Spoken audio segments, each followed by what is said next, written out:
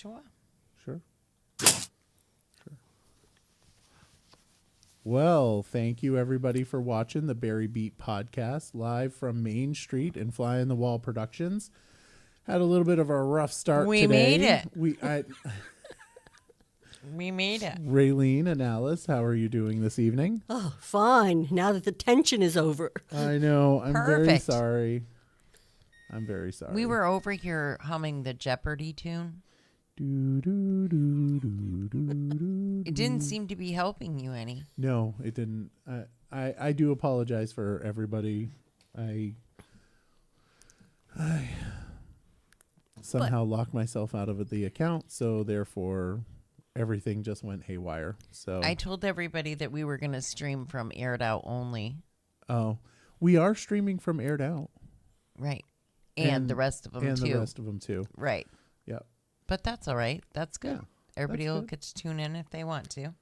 We're Yeah. here. Yeah. We're We're here. here. That's all that matters. So just letting folks know, Raylene may have to skedaddle at 9 p.m. So Yes. apologize for that.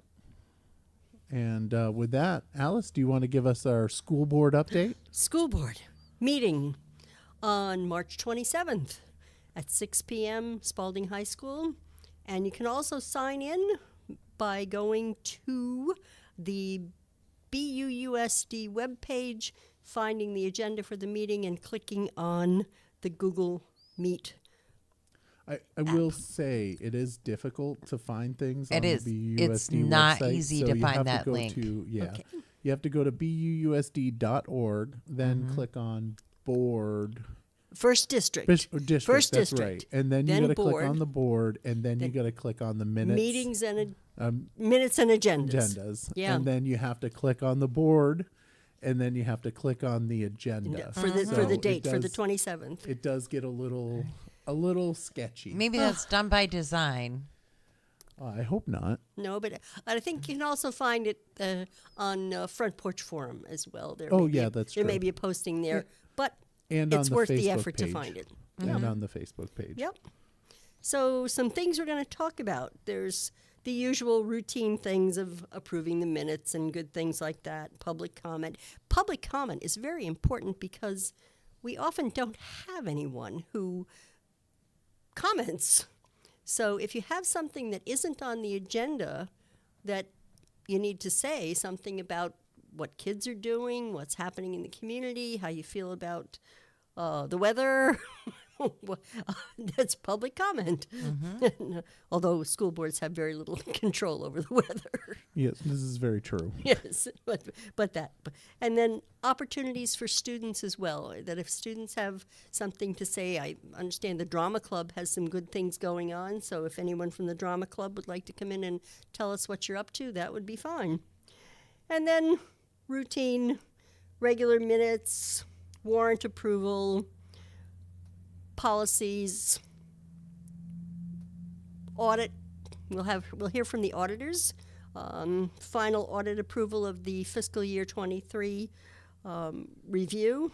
So I And- think that one is just to approve the audit, because there Right. was a conversation about having the audit approved. So we just put it under the consent agenda. So it's to just approve it. That's just a lump of things, but it gives an idea of what the procedures that school boards have to go through.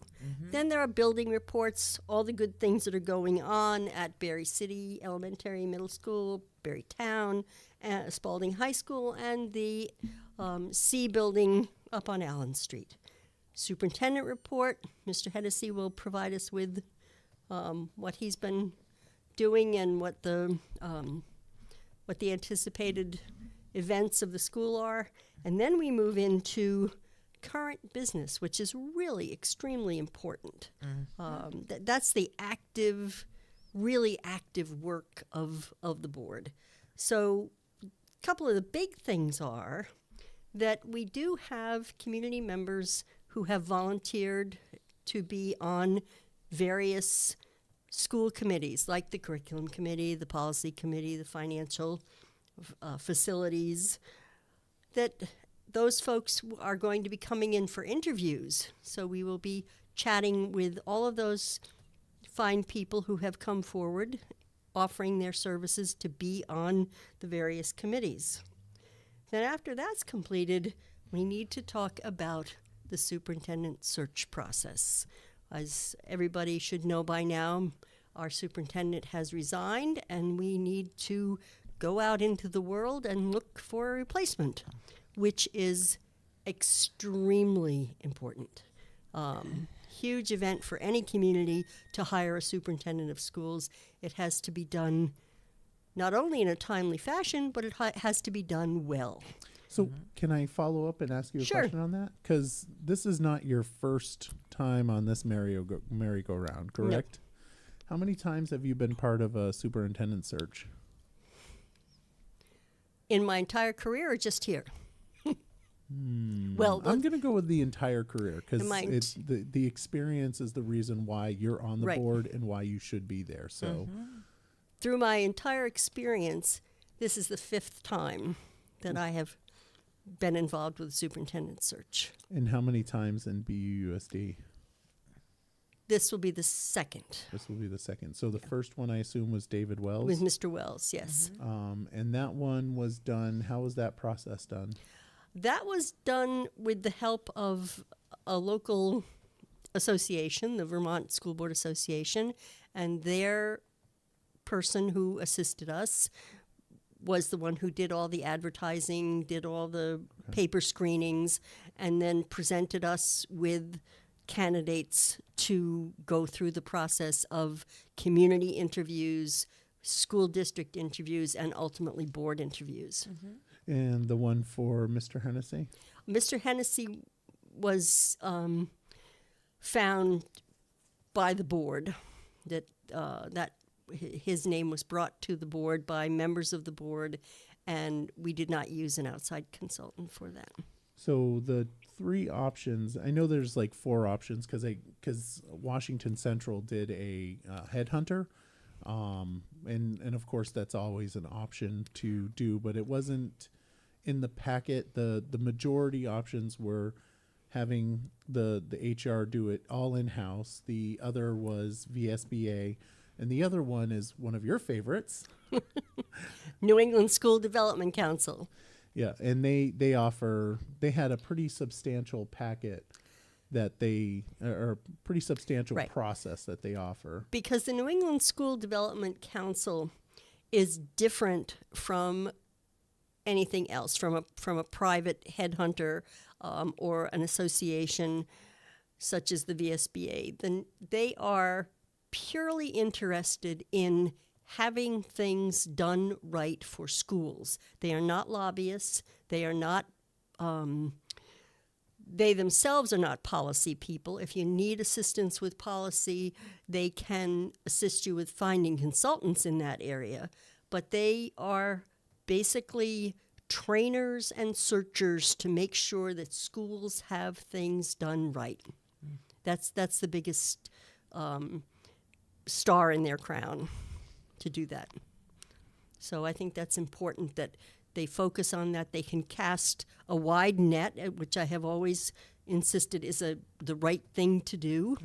And I think that also something that's very important to say is that in casting a wide net, you find people who are truly involved in education and want the best for education regardless of where they come from. And I think the most recent find in that area is our new Secretary of Education, who's coming in from Florida. And that's a really strong advertisement for casting your nets widely, because you never know where you're going to find someone who is the best fit for your school district.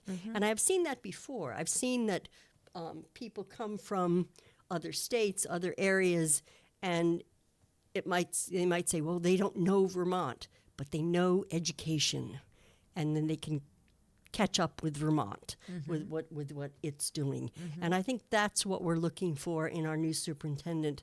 We're looking for a person who knows education, knows leadership, knows how to approach the whole venue of education, and that will be very important. And that's why I believe that if we have a really good search agent, that will be a good thing for us. And like you said, a big net is education. I mean, like you said, that's a big scope. It is of different huge. things. There's many pieces to that puzzle. It is. There's a big piece to it, and the leadership piece is extremely important because my belief is that our district really needs to have a leader who understands not only the in-house factors of student achievement, teacher morale,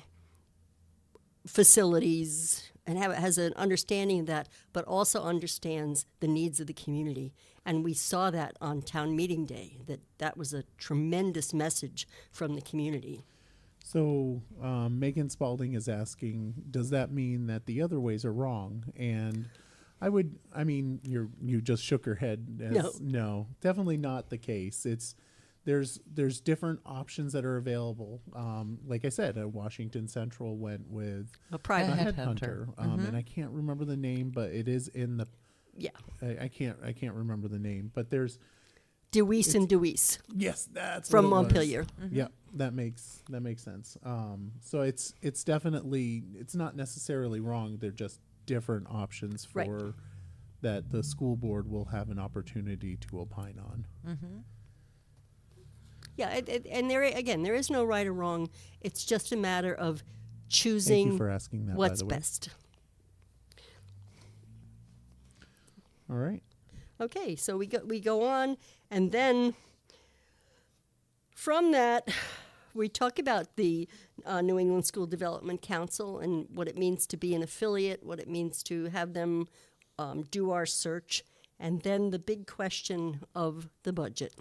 That's going to be a huge discussion with the re-up of the budget, the revote, taking into consideration all the different possibilities that there are for offerings from the revote. Some would people who say just put it back up again as it is. Some who want to just have a very minimal decrease in the budget, and others who are looking to have a significant decrease in the budget. And an in-depth conversation. I think there are many people that would like to see it have an in-depth conversation and relook. Yeah, with what is there, what was there, what could be there, and what it all means to the community as well as to the school district, because there has to be some empathy. These are very difficult economic times for everyone, and that to be taken into consideration is extremely important. And anytime you start talking about cuts, no matter what those cuts are, I mean, that's a very sensitive subject, but not all of them are as frightening as they sound. No, they aren't. And what it does, though, it should do, is it should inspire people, community members, parents, teachers, business people. It should inspire them to ask sort of the John F. Kennedy question, that don't ask what the school can do for you, but what can you do for the school? And so if there's going to be a financial commitment to reduce the budget, what can community members, parents, and the PTOs, I am just so impressed at how the PTOs in the elementary and middle schools have really revamped themselves and come up this year, and it's just wonderful to see all the things that they are doing. So have them continue, have the community really participate in the school system, and what can they do to assist. And from inside the school, how can we teach differently? What is going to change with instructional practices that you can change instructional practices, but it doesn't involve a whole lot of money.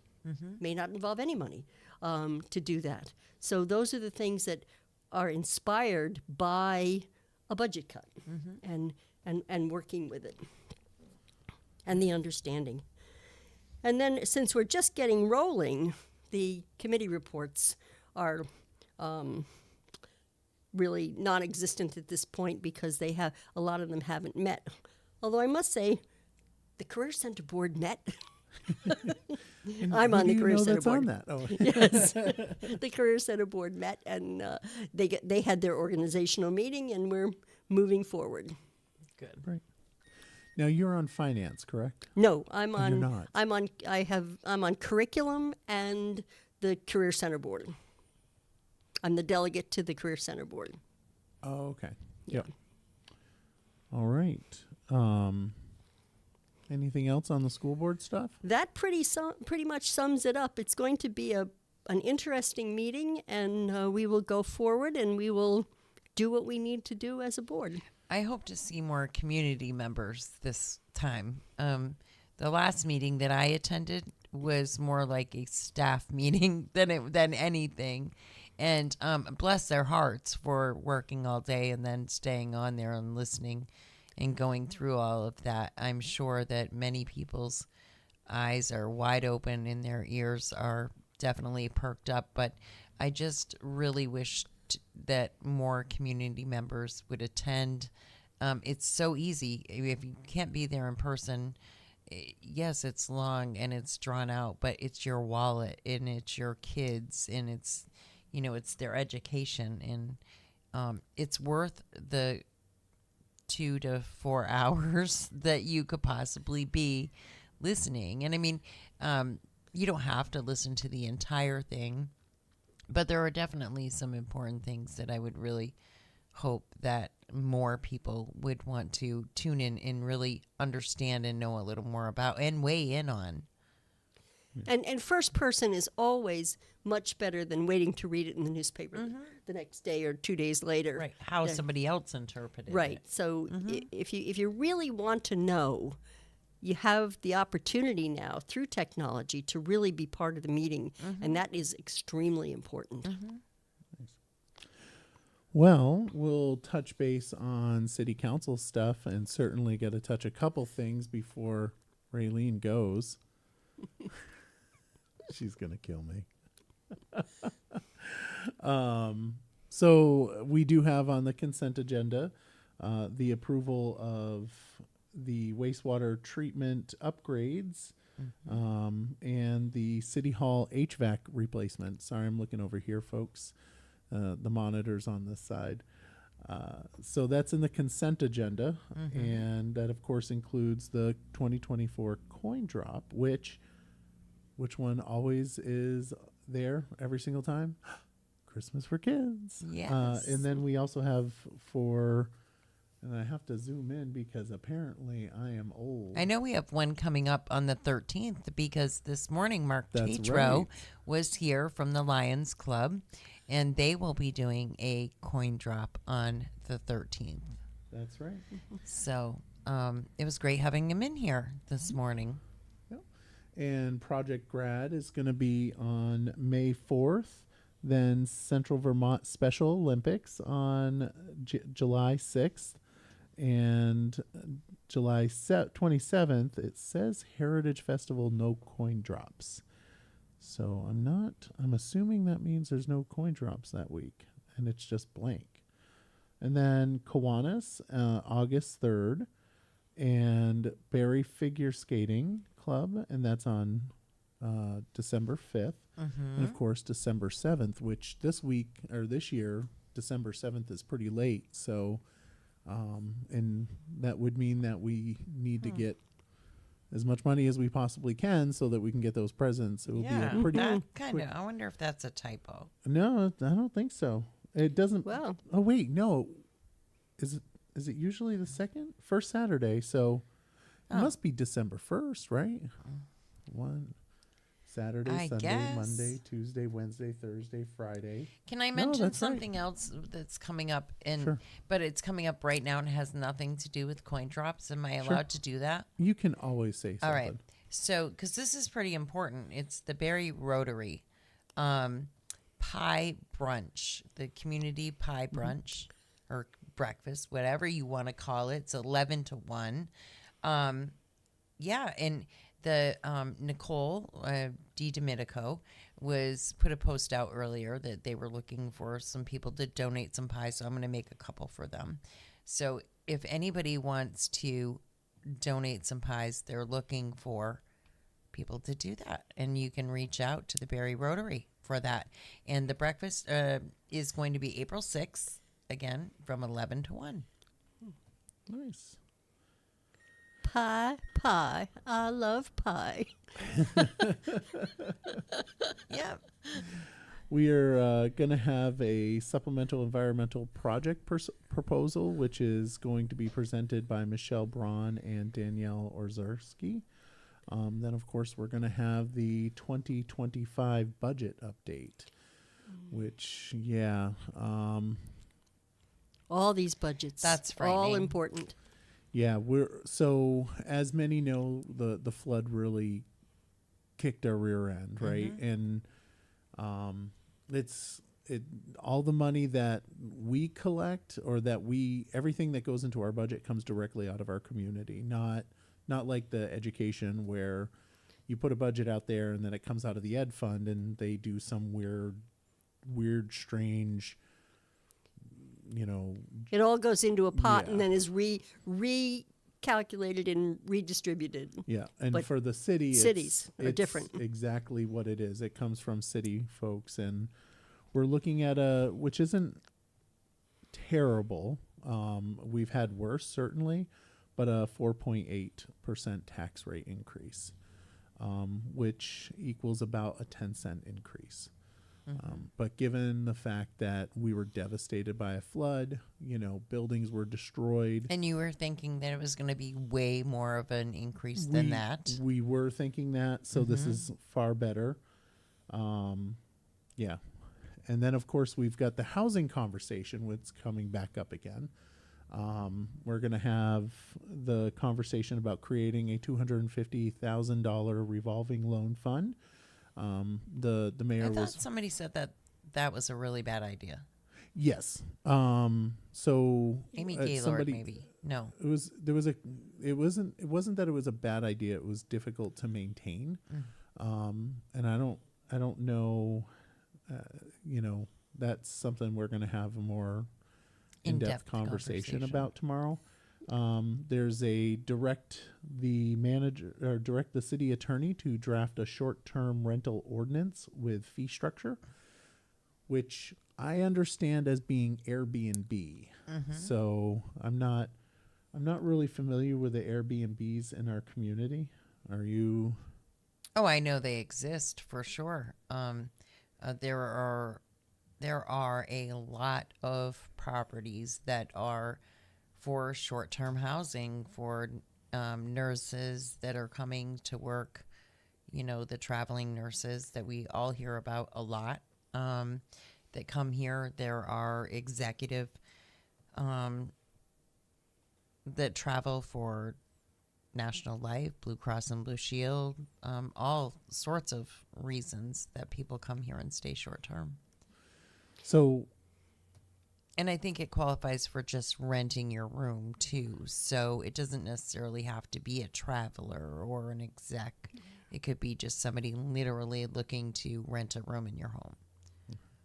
well, I know because I went into Airbnb and because I was curious just how many Airbnbs are here in Barre. It was about 4 if you include the Maplecroft. Well, that's a real Airbnb though. But are they talking about short-term rentals or are they talking about only Airbnbs? Not entirely sure. It'll be interesting to see how that goes down because I don't know. I mean, we already, rooms, meals. We have the tax for that. I think it's more. It's obviously going to be more about people renting out their homes. I'm assuming that the Maplecroft would not, or the Reynolds house would not qualify because they're already under. They're a business. They're a Those are Right, businesses. right. Yeah. That's what I would assume as well. But But if you I would go on mo- to Airbnb, I would love it if that's the buildings that are available. How about we figure out a way to do a fee and a tax for the blighted buildings? And you want to be careful, too, that you're not shutting out the traveling nurses and the locum tenens doctors who might need a short-term rental, which is not a weekend. You know, they would be here for short-term rather than permanent, but even a teacher coming in that is looking for housing still, but they've come, or the superintendent or somebody like that. You want to really make sure who you're kicking out of the box. Yeah, you want to differentiate between short-term rentals and, it's a terrible expression, but it's called transient tourists. And so the transient tourists are the overnights and the weekends and that kind of thing. And then another part of the housing meeting follow-up actions is to authorize the manager to put a letter of interest out there for the Campbell Place parking lot, which is the parking lot basically right next to North Seminary. So there's that. And then, of course, we've got the reading of the amending of the substantial improvement, which is something that Tom spoke about, and how our folks down on the north end that are struggling, and they're getting these letters of over $50,000, and everybody's like, well, we got $50,000 worth of damage, but that's, you know, it's unfortunate, because then they have to do all this stuff. And if we lower that to, or not lower it, but make it so that $50,000 does not apply, it would just mean half the house value, which is a considerable relief to those that are dealing with this substantial damage issue. Absolutely. It makes sense. Yep. And then we're going to discuss Ding, ding, ding. charter changes. Yes. You excited that you've been like, finally they've given up on, people have given up removing you? I'm happy that they have come to their senses. Yeah. So too many people would have been removed. Yeah.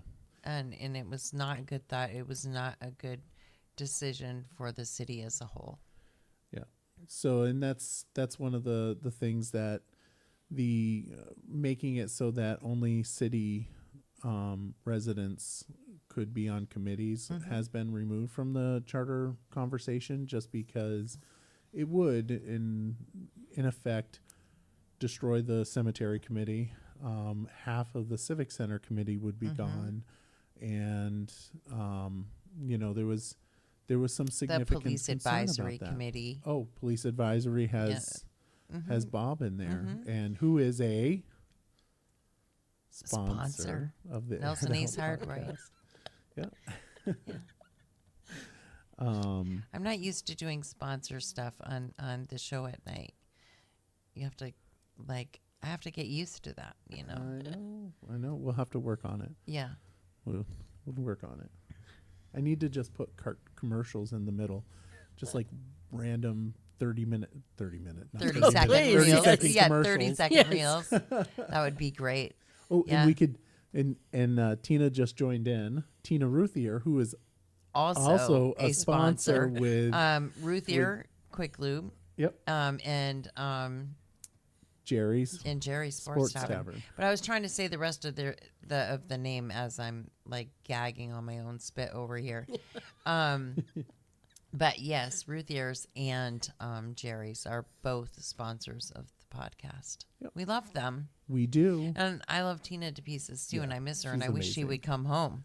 All my girls left at once. Rosemary and Tina both took off at the same time. What the hell? It's not okay. No, it's not okay at all. I'm stuck here with all you asshats. And the snow. That's not very nice. They don't have any. Hey. They don't have any snow either. No, They missed have it. Beautiful, warm weather, Well, Rosemary's beaches. coming home though. They have they have machines that do their pineapples for them. Just chuck it in the machine, comes out all ready for you. Whatever. Living the life. So I will say, regarding the charter changes, we still have The 16 and 16 and 17-year-olds 17-year-olds. voting. Ready? For those that don't know, that's more cowbell. Yeah.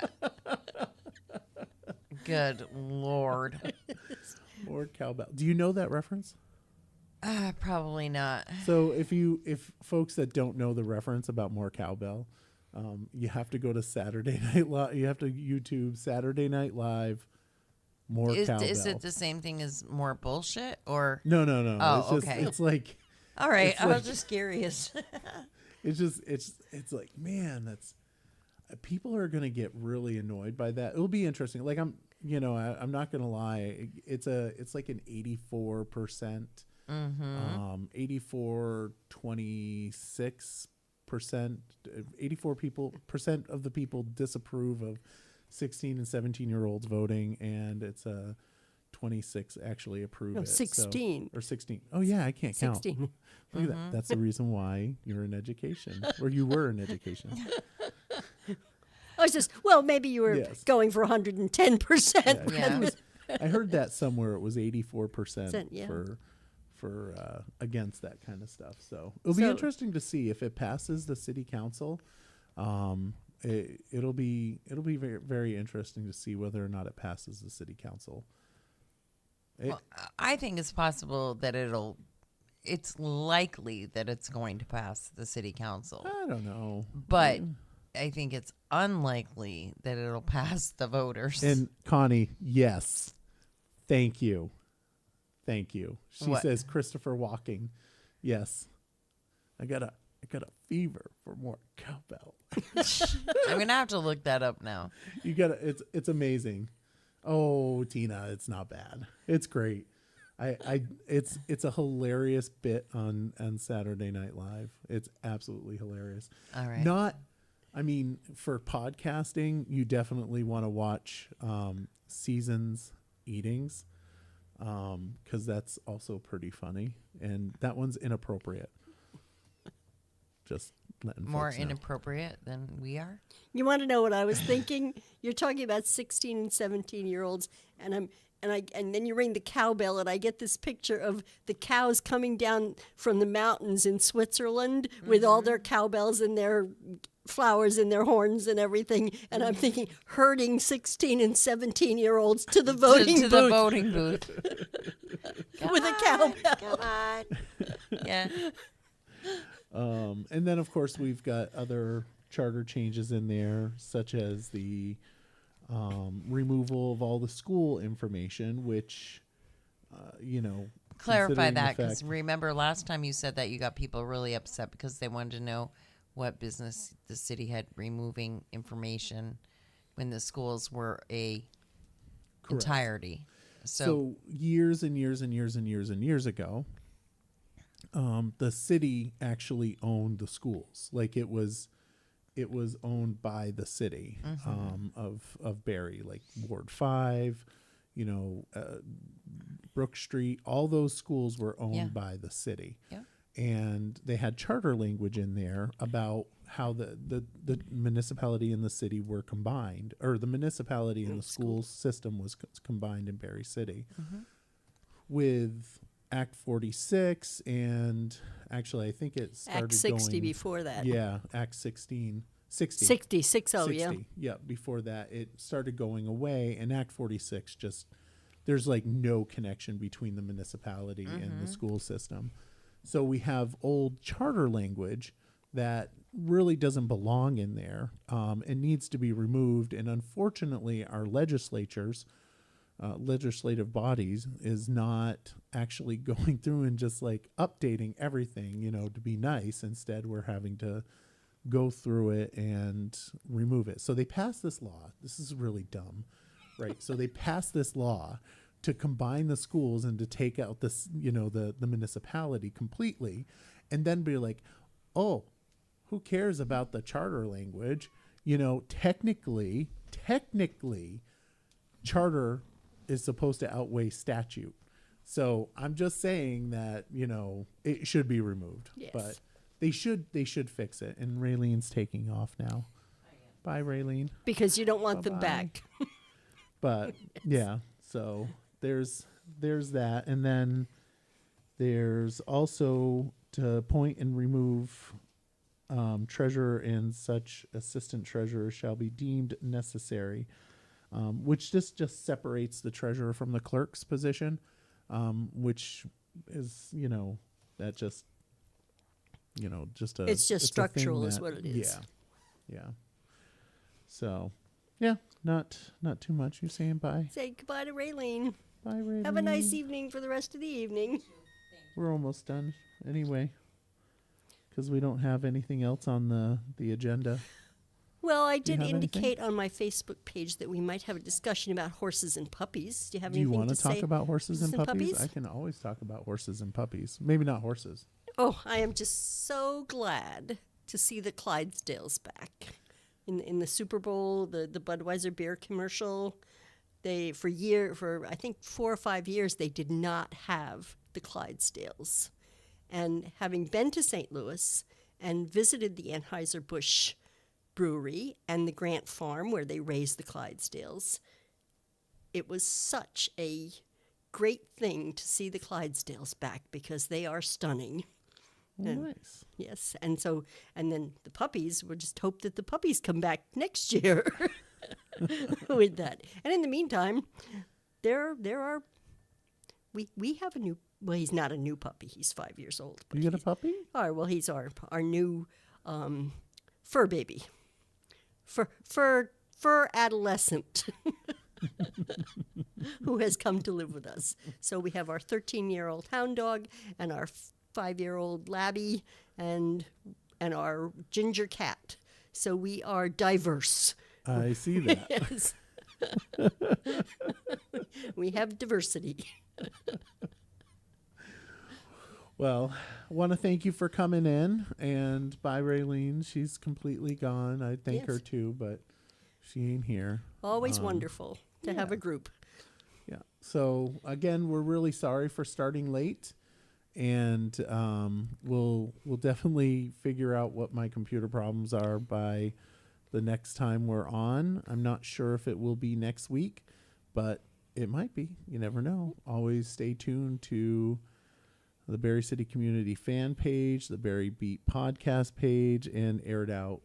Certainly, you'll get whether or not we're going to be on. So, but we're almost on every other week. So, with that, See you on Wednesday at the school board. yes, absolutely, and tomorrow night at City Council. Have a wonderful evening, folks. Good night, all.